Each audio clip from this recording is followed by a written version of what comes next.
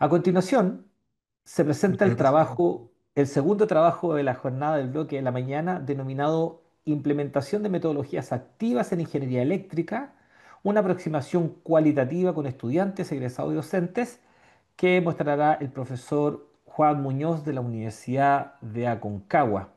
Profesor Juan Muñoz, bienvenido, muy buenos días. Puede dejar su presentación y comenzar la presentación, usted me dice.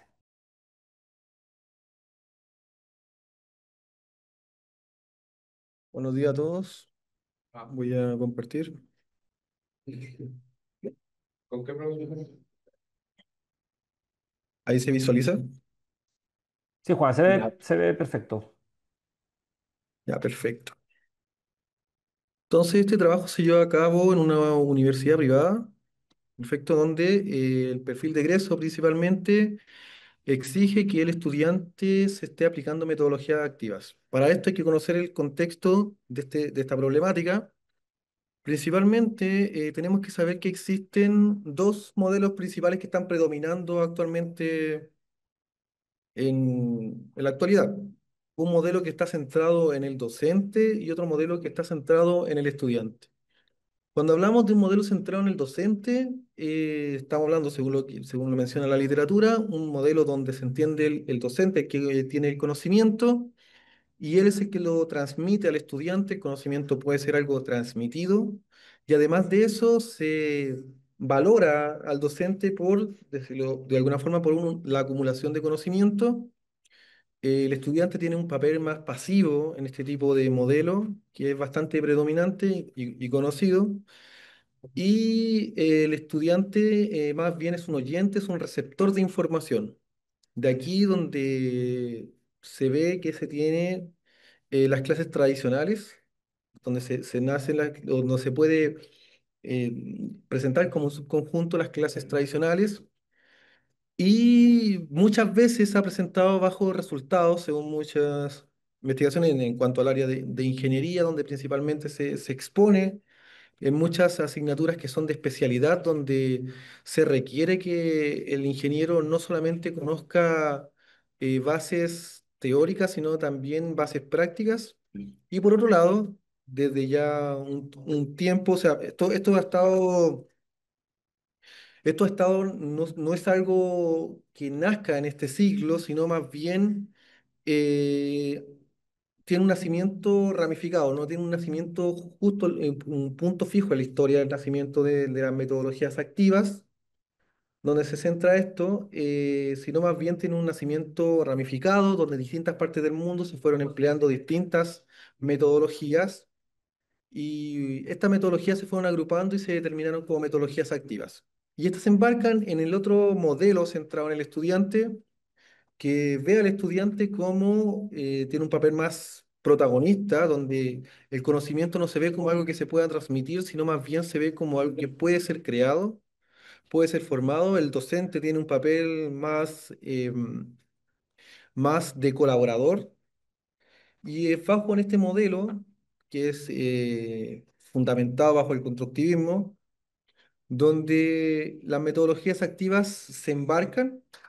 Pero como mencionaba, no tienen un nacimiento fijo en la historia, sino que más bien es ramificado. Podemos ver distintas metodologías activas que fueron haciendo distintos puntos, y todas fueron evolucionando y han, de cierta forma, han ido o mejorando, se han ido mutando. Por ejemplo, tenemos el nacimiento de la metodología basado en proyectos, que fue principalmente, nació en la compañía Apple, que fue aplicada en ciertos colegios que les presentaban un problema, una problemática contextualizada, y ellos lo fueron fundamentando. Tenemos el aprendizaje basado en problemas, por ejemplo, donde tiene un nacimiento principalmente, sí, el más antiguo que se ha encontrado ha sido en el siglo V, donde se utilizaba, como presentaban imágenes, y se buscaba que se presentaba como para literatura principalmente, y después de eso se presentaba que los estudiantes podían identificar la problemática que se presentaba en el arte y en literatura, Después, posterior a eso, se retomó esta metodología activa y se fue presentando directamente en medicina, posteriormente en ingeniería, y después de eso se ha ido implementando gracias a un tratado importante que hubo, se fue masificando la educación superior. Y hoy en día se busca que se presente en cada una de ellas, pero muchas veces existe un alfabetismo, analfabetismo académico donde el docente no sabe cómo aplicarlo, no saben cuándo aplicarlo, sino que reconocen o se entiende como la clase tradicional como algo que no, que es, por así decirlo, una metodología ineficiente, ¿lo entienden? Y mayormente se entiende como la metodología activa como una metodología que se debe aplicar. Pero en la práctica no se ve de esa forma, entonces existen otras percepciones, entonces es importante conocer las percepciones porque esto nos ayuda a entender cómo realmente aplicarlas y cómo realmente entenderlas, entender las clases tradicionales y entender las metodologías activas. Y es ahí donde nace la pregunta de investigación de cómo es la percepción de egresados, docentes y estudiantes. Se tomó este grupo de personas debido a que pensando en egresados, ya que ellos tendría que haber una evolución, para tener como una evolución de cómo lo perciben los egresados, es que tuvieron clases tradicionales o clases de metodologías activas y fueron bien aplicadas, los docentes que son quienes la aplican y estudiantes actuales que son quienes deberían tener ya una aplicación mucho más eficiente de estas metodologías. De esto, guiándolos por la literatura, se podría entender que las metodologías activas tendrían una aplicación bastante positiva, tendrían buenos resultados, favorecería en la familiarización con el conocimiento, generaría un aprendizaje más significativo.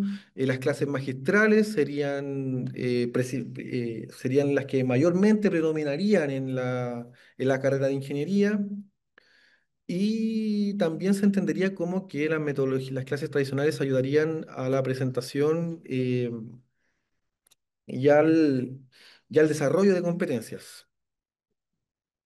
Entonces, de esto se tomó, guiándonos por la literatura, guiándonos principalmente por estas bases de datos donde se fue recopilando y se tuvo este supuesto de la hipótesis. Y en este caso, el marco conceptual que teníamos, o marco teórico que podríamos mencionarlo, que fundamentaría esto, entenderíamos como metodología activa toda aquella que presenta al estudiante como el actor principal, que favorece el pensamiento crítico, que forma un aprendizaje significativo, que desarrolla competencias, por ejemplo, bajo colaboración, competencias como el aprendizaje basado perdón, con la colaboración o por el pensamiento crítico, entre otras competencias, y también desarrolla en el estudiante el autoaprendizaje, porque muchas veces se toma como metodología activa, se tiene también la concepción, se puede ver que se va a entender después en los resultados que muchas veces entienden como metodología activa toda metodología que sea diferente a una clase tradicional, que finalmente no es esto. Entonces, para englobar, una forma de englobar la historia, ya mencionado, sin perjuicio a lo anterior que se mencionó, que no tiene un punto fijo a la historia, eh, sí nacieron, todas nacieron bajo el fundamento del constructivismo. En la escuela nueva se pudo ver un punto del pic de estas metodologías donde se fueron agrupando todas estas metodologías de aprendizaje basado en problemas, pero que obviamente no fueron netamente como ya existen hoy en día, y fueron aplicadas, pero en la educación secundaria. Después de eso, fue siempre renaciendo y fortaleciéndose la educación que es tradicional, pero luego del Tratado de Bolonia, donde se implementó y se aseguró en Europa, se presentó que principalmente tendrían que aplicarse este tipo de metodologías sobre las metodologías antiguas, la metodología tradicional, que siempre en todos los siglos a lo largo de la historia ha sido criticadas las metodologías de enseñanza. O sea, en los tiempos de Sócrates se criticaba la forma de enseñanza y siempre ha ido evolucionando, pero siempre se llega a un punto donde la metodología tradicional eh, predomina y en este caso se tiene una hipótesis final del por qué dentro de los resultados. Em, entonces, se puede ver que este estudio lo que busca es conocer las percepciones de esto, de ver también cómo esto ha influenciado en el mundo laboral para los egresados, eh, presentar la visión, por ejemplo, de la importancia de algunas metodologías activas, como por ejemplo el aprendizaje basado en problemas. También permite, entre síntesis, contractar el planteamiento teórico, que es muy diferente a la aplicación práctica. Y como objetivo de esto se tiene saber las percepciones para poder hacer ese contraste que existe entre lo teórico que menciona la literatura con lo práctico, porque muchas veces pensamos que una metodología activa, el simple hecho es como la fórmula secreta, que si la aplicamos nos va a presentar un resultado bastante positivo y después se dan cuenta que simplemente no da resultados tan positivos y se preguntan el por qué. Entonces ahí empiezan las mutaciones y de las mutaciones muchas veces se vuelve a la clase tradicional o a una mutación de ellas. En el enfoque principalmente de paradigma interpretativo, debido a que se busca principalmente la observación y luego de esta observación se busca conceptualizar a este grupo de estudiantes y se busca principalmente, se buscó principalmente mencionar cómo fue el comportamiento y dar alguna deducción en cuanto a esto. De los participantes, en cuanto a ellos se separaban en tres grupos. Grupo A, que pertenecen del primer semestre, se entrevistó a 10 estudiantes y dos de ellos fueron a dos docentes y del grupo B se entrevistó a cuatro estudiantes y dos docentes que hacían del tercer semestre y se entrevistó a 7 egresados. Esto se hizo bajo una entrevista semiestructurada que fue por medio de videoconferencias. Fueron grabadas las videoconferencias y después del audio fue transcrito y de la transcripción, sin alterar, se realizó la triangulación. eh, Se realizó la triangulación y después de esto se menciona que se pudo dar algunas conclusiones y nacieron algunos conceptos emergentes que se repetían continuamente dentro de los diferentes grupos. Hubieron conceptos que se repetían independiente de que fueran de primer semestre, de segundo semestre o fueran egresados. Los instrumentos, en este caso, todos fueron validados por validación de pares expertos. No se tuvo sesgos y además de esto, el estudio de carácter descriptivo se les mencionó, se les presentó a la universidad el consentimiento, se dio el consentimiento y también se presentó un consentimiento a cada uno de los estudiantes que fueron involucrados, se les explicó para que en el estudio los beneficios que iban a tener y también los posibles, los riesgos que en este caso solamente no iban a ser mencionados, no iba a ser considerado tus nombres y después de la aplicación iba a ser borrada la grabación, después de la transcripción, la grabación de la videoconferencia. Y en este caso, los estudiantes, entre todas las transcripciones, no se alteró lo presentado por ellos. Y para poder alcanzar el rigor ético, en este caso, todos fueron puestos a conocimiento de qué consistía el estudio y a qué se quería llegar y el por qué nacía el estudio. Fueron previamente, tuvo un discurso, una presentación a ellos y también después de eso se les preguntó a quienes quisieron participar y ahí se hizo la toma de la muestra de quienes quisieron participar. Em, Dentro del plan de análisis se hizo primeramente un microanálisis por cada uno una matriz de cada uno de los grupos, dentro de los grupos se clasificaron los datos y se fue contando la frecuencia de conceptos que se pudieron identificar conceptos que se iban repitiendo.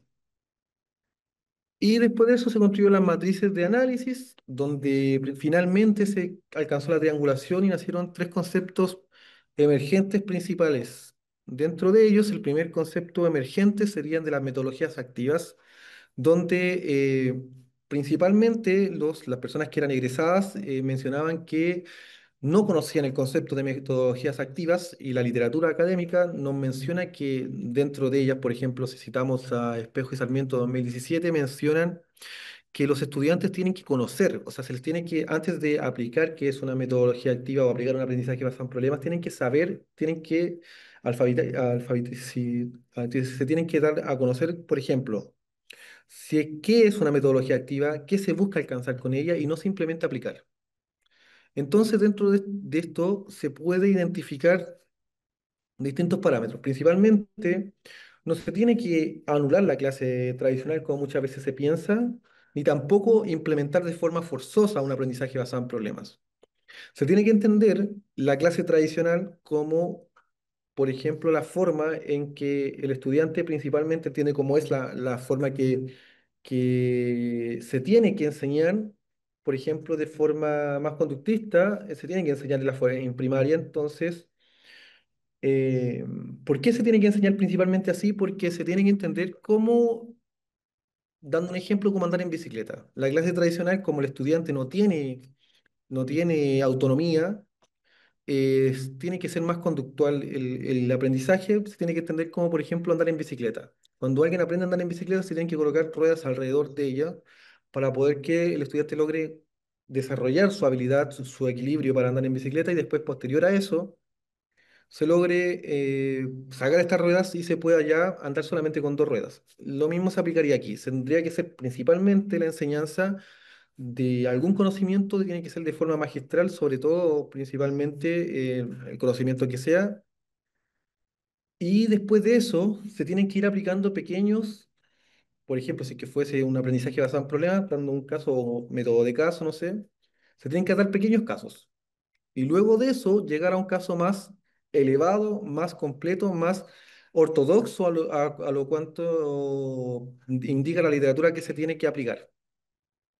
Dentro de ello también se tiene que mencionar que se tiene que alfabetizar a los docentes con respecto a qué consiste la metodología activa, porque muchas veces, en este caso también ocurría que el plan de estudio indicaba y pedía que se utilizara un método de caso, una metodología activa, y los docentes entendían, algunos de ellos, que metodología activa podía ser algo diferente a la exposición, que podría ser como utilizar TIC o, por ejemplo, aplicar una PPT o un video. Entonces tenían desconocimiento de cómo aplicar el problema o presentaban un problema y ellos mismos le iban dando la solución, que en sí no se tiene que dar solución o también no se daba solución y quedaba una distancia bastante elevada entre lo que el estudiante entendía que tenía que hacer con el resultado que el docente esperaba. Entonces existía una brecha muy diferente y lo que se busca es que el docente sea un facilitador de la información, o sea que tiene que ir acercando esta brecha, pero nunca tocarla, nunca darle la respuesta al estudiante. Por ejemplo, también se presentaban problemas que cuando los docentes no conocían, se presentaban problemas que tenían solo una solución. Y la idea principal es que sean problemas que puedan tener múltiples soluciones o que en sí no se conozca una solución, para que el estudiante pueda él mismo crear un conocimiento y no simplemente buscar la solución que va a ser única y el docente o en sí le presente la solución. Entonces, lo que se tiene que entender cuando se aplica metodología activa, primero es que tiene que ir de forma gradual y nunca descartar las clases tradicionales porque son sumamente esenciales para poder comprender un conocimiento pero no se tiene que abusar de ella, como tampoco se tiene que abusar de las metodologías activas. Y también se tiene que interiorizar al docente principalmente de qué es la metodología activa y cómo aplicarla, y también se tiene que interiorizar al estudiante. Porque también se daban casos donde el estudiante entendía que el docente le estaba dando toda la responsabilidad a él y el docente no estaba haciendo su clase. Simplemente era eso. Y no entendía que en realidad lo que se estaba buscando es que fuese autonomía. que tuviese autonomía, pero como no tenía autonomía, nunca trabajó de esa forma, solamente entendía que él tenía que hacer todo y el profesor no le estaba enseñando. Entonces se tenía que ir interiorizando.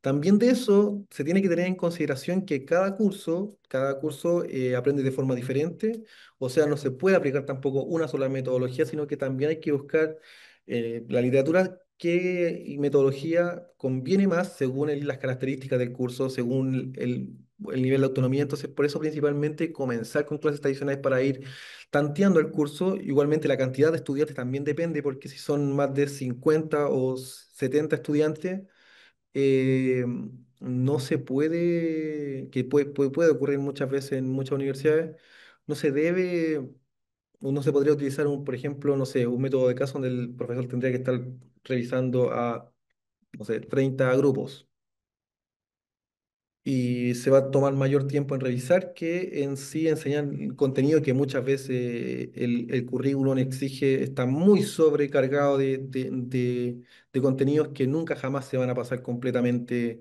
en un curso.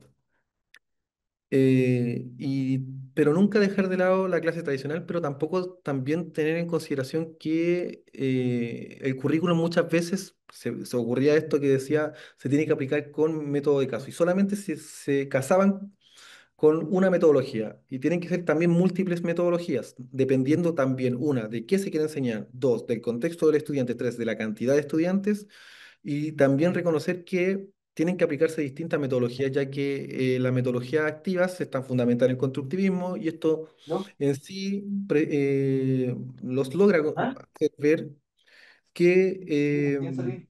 cada estudiante tiene un proceso cognitivo diferente, o sea, aprende de forma diferente. El profesor puede exponerlo, pero también una vez que desarrollen esa autonomía, ellos logren comprender que gran parte del estudio depende de cómo ellos creen su conocimiento. En cuanto al criterio de competencia, se logró comprender que independiente de la metodología o la mutación, siempre existía el concepto de que se desarrollaban o habilidades como por ejemplo cuando disertaban tenían que desarrollar su forma de desplazarse con respecto a los demás, su forma de expresarse, se desarrolla el pensamiento crítico en muchas de las competencias y en todas se consideró que las metodologías prácticas ayudaban a que el estudiante tuviera seguridad, aunque muchas veces no se sentían preparados al mundo laboral porque sentían que fueron, sobre todo los egresados, eran muy teóricos y el mundo laboral presentaba en problemas, porque en sí, en el mundo laboral se podía entender que aprendían mucho más, siempre tenían que en la escuela, y eso es porque en el mundo laboral se presentan con un problema, se van a presentar con un problema que ellos tienen que solucionar, y cuando lo solucionan jamás se le olvida el problema que ellos solucionaron, y así se va adquiriendo la experiencia. Entonces, de ahí, de hecho, nace el fundamento de la metodología basada en problemas, pero tiene que ser aplicado para que se nazca un aprendizaje profundo, un aprendizaje significativo, pero no se tiene que dejar de lado tampoco la clase tradicional.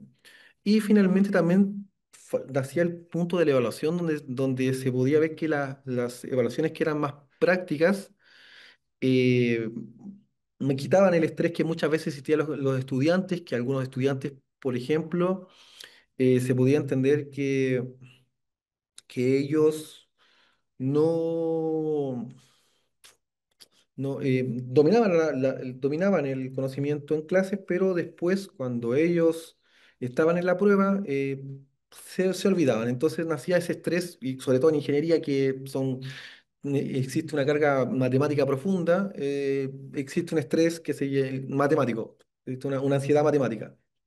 Entonces, muchas veces estas evaluaciones prácticas favorecía eso, pero también existía otro grupo que consideraba que era mucho menos la exigencia. Entonces, siempre hay que tener cuidado con eso de que no eliminar tampoco el 100% las evaluaciones que son prácticas, pero sí tener en consideración estas evaluaciones que son no tradicionales, por llamarlo así, pero también considerar evaluaciones que sean más prácticas. Y en resumen, los resultados se mencionaban que los estudiantes, por así decirlo, tenían un rechazo a las clases tradicionales, pero netamente este rechazo nacía por el exceso que existe con respecto a ellas. Y también estaban a favor de las clases prácticas, que le llamaban, así fue el concepto que más se utilizaron, porque no conocía las clases de metodología activas. Y muchos de los docentes tampoco mencionaban metodología activa, y quienes lo conocieron como metodología activa fueron aquellos que tenían estudios de postítulo. Entonces, igual falta una alfabetización, se le exige al docente algo que muchas veces el currículum exige, solo un tipo, y solamente se mete casi forzado, no hay un fundamento teórico del por qué, de cuál utilizar y el por qué utilizarla, y también un reforzamiento o una nivelación al docente con respecto a la aplicación de este tipo de metodologías. Y en conclusión, se tiene que tener conocimiento de lo que todos los sujetos favorecían esto, y se tiene que tener un conocimiento con respecto a cómo aplicarlo, en qué contexto aplicarlo, y también tener el conocimiento de que no descartar la metodología tradicional, sino que ir haciendo una evolución dependiendo también del curso, porque cada curso aprende de forma diferente. Finalmente presento algunas de las referencias utilizadas, y con esto me despediría. Muchas gracias. Muchas gracias, Juan Guillermo, por la presentación, por el desarrollo y el trabajo que vienes realizando sobre las metodologías activas, que son, por cierto, muy importantes para el desarrollo y la formación actual, no solo en ingeniería, pero por cierto en ingeniería tiene mucho sentido para los tipos de estudiantes y las características que tienen. No sé si en este momento hay alguna pregunta, algún comentario, alguien que quiera complementar. Por favor, pueden abrir micrófonos, levantar la mano o hacer alguna consulta en el caso que así lo requieran. Tenemos aquí a Daniela Navarro. Adelante, Daniela. Bienvenida. Hola, ¿qué tal? ¿Me escuchan? Sí, se escucha perfecto. Ah, perfecto. Gracias, Juan Guillermo, por tu presentación. Yo solo comparto mucho lo que tú dices respecto a que los docentes llegan con este sílabus y dicen que tienen que aplicar estas metodologías y no saben qué es lo que tienen que aplicar porque no han recibido entrenamiento. Muchos somos ingenieros e ingenieras que nos estamos dedicando a la docencia, por lo tanto, no recibimos a veces formalmente entrenamiento.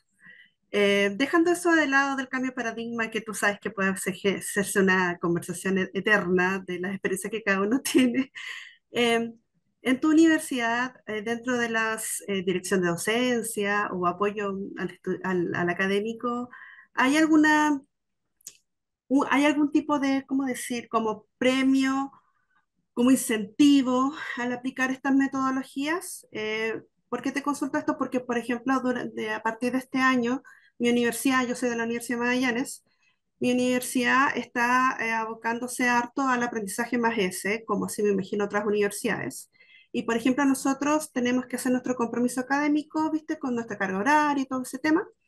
Y si tú declaras en tu asignatura que es como innovación docente, entiendes innovación docente con esta metodología, de hecho, que tú mencionas, sobre todo estando destacando ellos a maese, a ti se te suben las horas indirectas, que son las horas no las de clase, sino las horas adicionales, ¿no? Entonces, nada, lo menciono como ejemplo, pero quizás quería preguntarte a ti, con tu experiencia que nos contaste, si tu universidad tiene algún mecanismo o de pronto sugerir este mecanismo. No sé si otro colega de otra universidad tiene algo similar a lo que yo he mencionado. Em, bueno, principalmente mencionar que de la universidad donde investigo es diferente a la universidad donde apliqué pero la universidad donde apliqué esta investigación, no, simplemente es como, por así decirlo, se le da a entender que el programa lo presenta la forma de evaluación. Por ejemplo, dice evaluar con aprendizaje basado en problemas, y no se da un incentivo. Sí, ahora, actualmente, después de la diferencia entre egresados, y se pudo ver que se está buscando como una nivelación a los docentes. pero tampoco son horas que son pagadas. Simplemente es, por así decirlo, el favorecer que tienen un curso aprobado, pero no hay como, por así decirlo, un incentivo al docente por aplicar este tipo de metodologías, que en sí requieren mayor hora para el docente. Igualmente requieren un desgaste laboral mayor.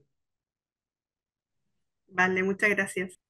Y solo para complementar enseguida, Raiza, Daniela, en el caso de la Universidad Católica de Temuco existe lo mismo que ocurre en los centros de apoyo docente, los llamados CAP, ¿no? Centro de Apoyo Profesional o Apoyo de Profesores o Académicos.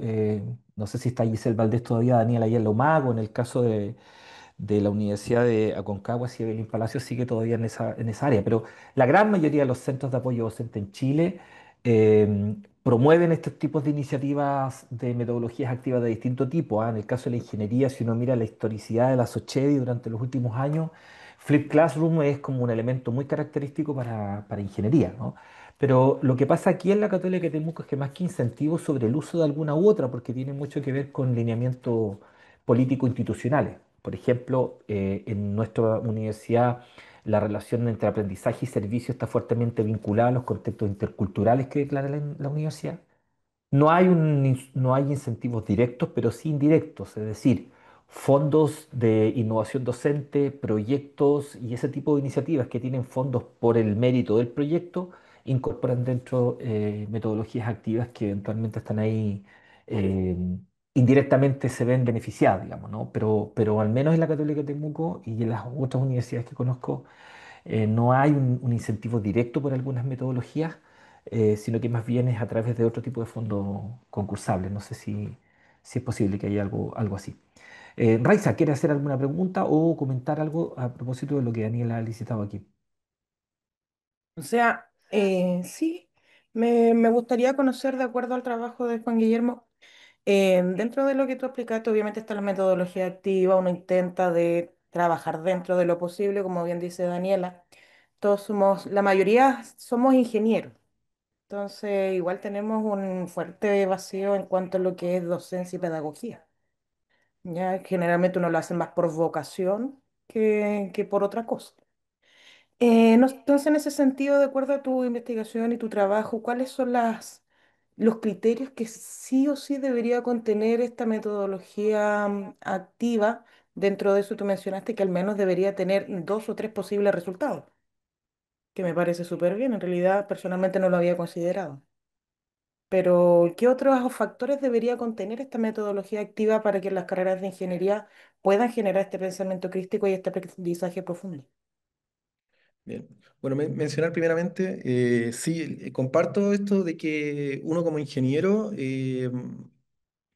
muchas veces le faltan las herramientas pedagógicas. De hecho, el por qué mi primera carrera fue de ingeniería eléctrica, después de eso hice un magíster en docencia y después fui a la pedagogía en matemática y después hice el doctorado y me fui por ese camino primeramente porque tuve profesores que eran ingenieros puros y otros que eran ingenieros con, por ejemplo, un magíster en docencia y noté demasiado la diferencia de su forma de enseñanza. O sea, eso me hizo, de hecho, ya al punto de que eso me hizo a mí querer ser académico en sí. Noté mucho la diferencia y me gustaba la forma de enseñar.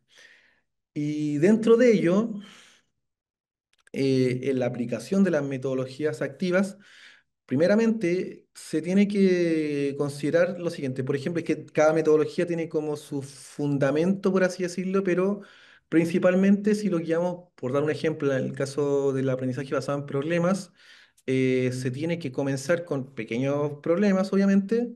Después de eso, cuando se quiera comenzar con un problema ya bien elaborado, se tiene que, una, interiorizar a los estudiantes, ver que la cantidad de clases, la cantidad de estudiantes abarque, por ejemplo, que no sean, no sé, más de... De hecho, hay un estudio que es un estudio, si gustan después me escriben, se los puedo compartir, donde menciona la cantidad de estudiantes, menciona como qué metodología es más apropiada, método de caso, aprendizaje basado en problemas. Pero pensemos en la cantidad de estudiantes que hay que considerar. Después de eso hay que interiorizar al estudiante con respecto a en qué consiste el por qué estamos utilizando esto, qué beneficios van a tener ellos de esto, para que no se encuentren con un punto donde ellos le digan como ya, investiguen esto, yo me voy a estar paseando solamente. Entonces ellos ven eso. Y si ellos se interioriza al estudiante, eh, en sí, al estudiante, si se le interioriza, ellos pueden estar predispuestos porque el aprendizaje requiere de dos personas. Es un proceso cognitivo, requiere de dos personas. Una persona que enseñe y una persona que esté dispuesta a aprender. Así que por eso no existe el profesor perfecto y no se le puede dar todo el cargo al profesor o todo el cargo al estudiante. Esto requiere de dos personas que quieran, una enseñar y otra que quiera aprender. Entonces, si ellos se les explica, es más favorablemente que estén predispuestos a que ellos van a aprender con esta metodología y saber en qué va a consistir. Posterior a eso, el profesor tiene que elaborar un problema, que el problema tiene que buscar que tenga múltiples soluciones, y después de eso se le tiene que presentar, después que esté bien elaborado el problema, presentar el problema a los estudiantes. El problema, como va a tener múltiples soluciones, ellos tienen que ir primeramente en grupos, también la idea es que siempre trabajen en grupos para ir favoreciendo las competencias, y el profesor ir de cierta forma acercando al estudiante desde lo que se espera a lo que se quiere aprender, y después de eso que también tengan un periodo de trabajo autónomo, o sea que trabajaron todos juntos, ellos como equipo se organicen cómo buscar la información y después tengan un trabajo autónomo donde cada uno cumpla su deber, y después de eso, posteriormente, trabajen todos, todos elaboren lo que encontró cada uno, y entre todo lo que encontró cada uno puedan formar un conocimiento, y luego de eso se tiene que presentar. Finalmente, tienen que presentarlo a los demás pensando en el aprendizaje del problema, y después de eso el profesor tiene que dar una retroalimentación respecto a si es que está bien, muy bien acercado el conocimiento o está alejado. Eso sería como a grandes rasgos como lo que tendrían que considerarse. También el nivel. Por ejemplo, si son de primer año, no se puede esperar que hagan un aprendizaje basado en problemas bien elaborados porque usualmente vienen de una clase tradicional, usualmente, no quiero embarcar a toda la enseñanza media, obviamente todos los profesores, pero usualmente vienen de una clase tradicional y el primer año es como un quinto medio, o sea, no tienen autonomía. No tienen autonomía y de hecho esperan como, casi esperan que sea como el colegio. No así estudiantes de tercer año, por ejemplo, que sí, si no fue es por metodología, a la fuerza desarrollar una autonomía. Es como se va requiriendo. También se tiene que considerar el nivel de progreso o el nivel del curso en el que se está realizando. Claro, muchas gracias, Juan Guillermo. De hecho, también nos pasa con la metodología de Flipboard que mencionaba Ricardo, por los niveles en primer año o de tercero. Me queda bastante claro. Gracias. Gracias. Muchas gracias, profesor Juan Muñoz, Juan Guillermo Muñoz de la Universidad de Concagua por el trabajo que ha presentado el día de hoy. Felicitaciones y qué bueno que sigamos en esta línea de la formación de ingenieros e ingenieras bajo una mirada más activa y de aprendizaje profundo.